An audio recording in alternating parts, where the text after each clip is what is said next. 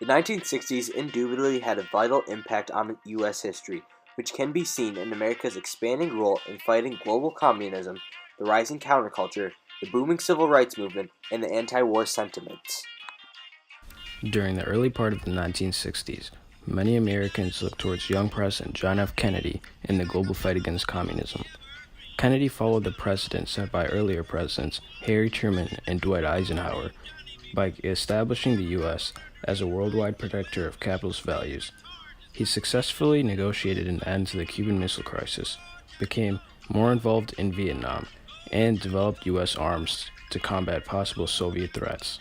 In addition, the Sharon Statement, written by members of the Young Americans for Freedom organization, was a strong statement which justified U.S. involvement in the global fight to contain communism. The statement included sentiments that sought to protect democratic values worldwide and served as domestic opposition to the SDS anti-war statements. A new counterculture within the United States was influenced by developments nationwide. One of these developments was the creation of a new musical genre known as rock and roll, which was a blend of many previous genres.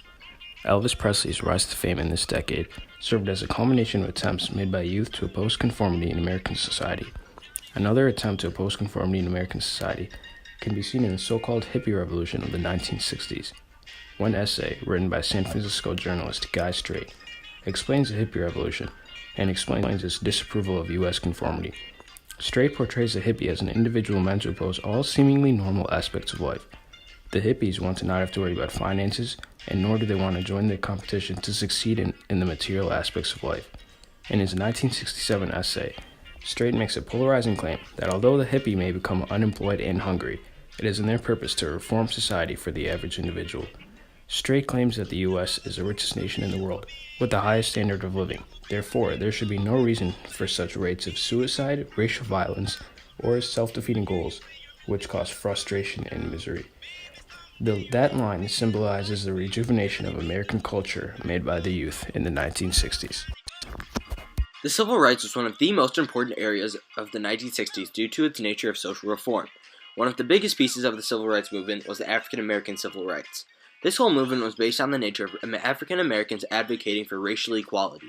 One piece of literature that defines this time period and the mindset of society is the Port Huron Statement. The Port Huron Statement is a piece of writing that was composed by the Students for a Democratic Society that represented much of the American population. Along with African American civil rights came homosexual movement, women's movement, and the Native American movement. These four movements collectively proved to be the nation's most extreme time of reform due to the fact that this was an era in which the voices of the people were heard and real change had occurred. One main voice of activism during this time period was Martin Luther King. MLK was very important due to the way he supported the voice of the people before and after he was killed. Much of the anti-war sentiment was based around the war in Vietnam. Many Americans believed that the war in Vietnam was a mistake to be involved in. John Lennon was a critical piece to the anti-war movement and made his contributions through his music in phrases like, "Imagine all people living life in peace." Lennon advocated for the return to peaceful times. Additionally, in a collection of poems, Americans voiced their opinions about leaving the battlefront idea through poetry and the idea of directing their opinions through the common American.